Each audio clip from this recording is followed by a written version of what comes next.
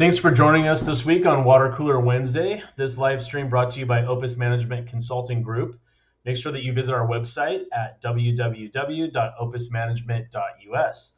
While you're at it, if you find value in today's stream, we'd appreciate you following us on social media, Facebook, Instagram, Twitter, YouTube, or LinkedIn, or simply tell your friend about the live stream.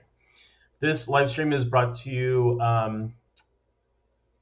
by Opus Management, but also topics that are trending in business apps, ERP systems, social media, and marketing, all pertaining to the Opus Management division of Opus Apps, X Apps, and Digital Workplace Designs. Each week, we deliver the best topics or business expertise in the industry. I'm your host for today. My name is Jeff Bodker, Client Account Consultant for Opus Management. And let's get started. So today's topic is keeping scammers at bay. We've all had our emails up, right? And we get these interesting emails from different people. We may be on our phones and get some sort of message or text message that doesn't seem right. Best thing to do in those situations is ignore it. If you don't know who the sender is, best to delete those messages. It's so important to be aware of the scammers these days and their intentions, right? So from phony phone calls to email phishing, there are steps we can take to ensure a quality work environment, whether it be personal or our actual job. So it seems obvious, but a couple steps would be like keeping your professional or personal computer secure. So this may be your cell phone, right? So if you use your cell phone on a daily basis, just making sure that it's secure, locked, and then if you're somebody that uses a PC, just make sure it's locked. I mean, during the course of a day, there could be somebody coming to your house that maybe is a repair person or somebody just passing through that you may not think about, but just always keeping that information secure so it doesn't fall into the wrong hands, right? Another thing that I have come across personally is just completely wiping your old devices, right? It's so important to wipe your old devices from any information you have. Those pictures aside, you may have passwords in your phone, you may have bank account numbers that you forgot about, or text messages that might have sensitive information. So if you're somebody that either sells your phone on eBay or perhaps you have an iPhone that you want to give to a friend, just make sure you wipe all the information off so that they don't have access to that. And again, it could fall into the wrong hands. Another thing is just remembering a strong and unique password. So we all have passwords for everything, it seems like these days. Facial recognition is a good way to go in and kind of have that secure feeling that no one else has this face or a unique password. But also, it could be something where you've had a password for a very long time. Maybe even I know people that have passwords for 10 to 15 years. Possibly maybe just doing a refresher on it, changing it up a little bit so that you have something a little bit different and always like something hard to figure out. So don't make it something so obvious like your birthday or the town you live in or something like that. These are all kind of tips that would be I would give anybody that was in my circle of friends or family or work family. So one thing that was interesting that happened to a neighbor of mine is, scammers prey on the elderly. We know about the phone calls, but in particular, one of my neighbors came up to me. This is probably about 5 years ago now. And, I checked in and just, hey, how's it going? And she said that she had been scammed. And I said, well, what happened? She had a phone call from somebody. So the backstory is the grandson had recently traveled to Italy and posted all these pictures of Italy and having a great time and all this stuff on social media. Well, his social media was not locked. It was open to the public. And so what happened was whoever it was did some research, found grandma's phone number, called grandma, had a voice on the line that sounded much like the grandson and said, hey, grandma, I need help. I'm not safe and stuff. And then the other person got on the line and said, in order to secure your grandson, we're going to need $5,000. So they did a wire transfer. I'm chuckling because anybody that's watched Inventing Anna recently on Netflix knows that those wire transfers sometimes don't go through. But with this particular wire transfer, it did go through. The grandmother then felt safe, right? She was in a safe space to reach out and call um, her daughter, and she found out that her grandson was safe at home. He had apparently been out of the country, like we mentioned. And so, I mean, I guess rule is just, if you don't know the person on the line, if it sounds like something that might not be easy, then it's probably a scam. And another thing that happened was the neighbor was told to not tell anybody. So that should be a big red flag right there, right?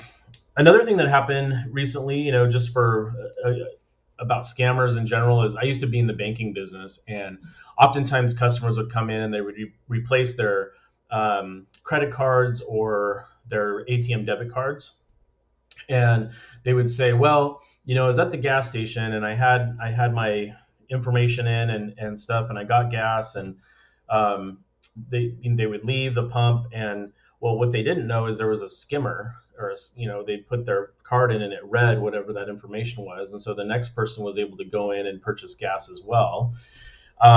So that's something that sometimes we don't think about, but just kind of being aware and being mindful of your surroundings. I rarely go to the ATM anymore, but when I do go to the ATM, and having worked in the banking industry, you kind of have an eye for, is this ATM, has this been altered in any way? Does it look a little different? What kind of neighborhood is this in? That sort of thing. Just making sure that you are aware of your surroundings. I'm not saying all of those have that. There's some, many secure ATMs and everything. I'm not doing this to freak anybody out, but just to kind of be mindful of those different things. And then something that happened with me is I was at a merchant once. I was out of town. I think I was somewhere in Texas, I believe, but I was visiting my brother who lives just out of Boston, and I was at a merchant. And so I was purchasing something that had a very old point of sale machine, and they were ringing me up on like a cash register or whatever. Anyway, the the clerk took my credit card in the back, and she said, "Oh, I need to run it through the machine, those old school swiping machines." So I said, "Okay, that's fine." And so, well, she was back there quite a while, and she came back, and I didn't think anything of it. I had my merchandise, I flew home, everything was great. Well, a few weeks later, I started noticing, a balance on my account that was a little lower than it should have been. And so I kind of went through my history and looked at, what was on there. And there had been a few transactions on there that I know not only didn't authorize, but I would never shop at these places. And so what had happened was the clerk had gone back and written down my information. In fact, they did an investigation, and she had written down several people's credit cards, expiration date, and gone online and done a bunch of shopping. So I had no idea this happened. That person no longer works there.